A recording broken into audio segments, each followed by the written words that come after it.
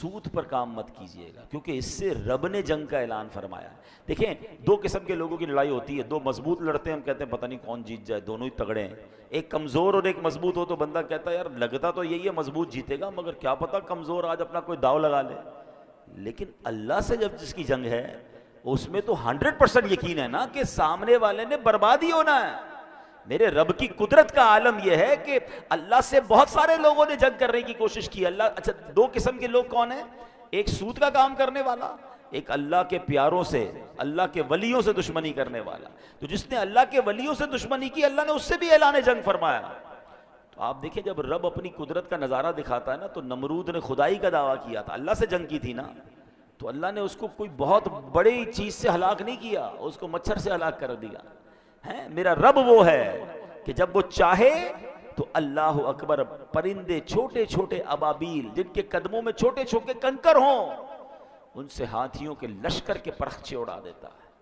تو اللہ سے کبھی جنگ نہ کیجیے گا۔ بخاری شریف کی حدیث سنیں، حدیث قدسی ہے، اللہ فرماتا ہے من عادى لی ولیا فقد آذنتہ بالحرب، یعنی جو میرے کسی دوست سے دشمنی کرے میں اسے اعلان جنگ دیتا ہوں۔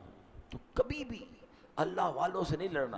اچھا اب سود تو بڑا کلیئر ہے نا کہ بھائی کاروبار میں ہے یا کسی کو قرض دیتے ہوئے کوئی سود لے رہا ہوتا ہے، سود کما رہا ہوتا ہے، وہ تو فوراً چھوڑ دیں۔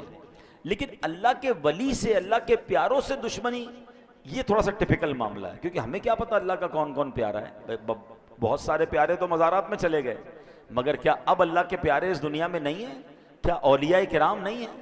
اللہ اکبر، یہ یاد رکھنا ہوگا کہ اللہ نے اپنے ولیوں کو اپنے بندوں میں چھپا کے رکھا ہے۔ ہمیں نہیں پتا کہ ہمارے ساتھ نماز پڑھنے والا، برابر بیٹھنے والا، ہو سکتا ہے ہمارا ہی ملازم ہو اور اللہ کی بارگاہ میں اس کا کوئی بڑا مرتبہ ہو۔ تو اس کا مطلب یہ ہے کہ ہمیں سب سے پیار سے بات کرنی ہے۔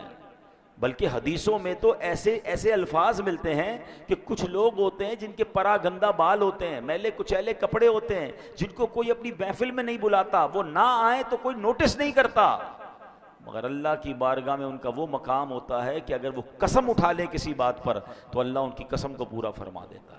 ہمیں ایسے لوگوں سے زیادہ ڈرنا چاہیے جن کو کوئی نہ پوچھے نا کہ یار یہ تو بڑا عجیب سے کپڑے ہیں، میلے کچیلے ہیں، کوئی پرسنالٹی بھی نہیں ہے، کوئی بلا بھی نہیں رہا، کیا معلوم اللہ کی بارگاہ میں اس کا کیا مرتبہ ہے۔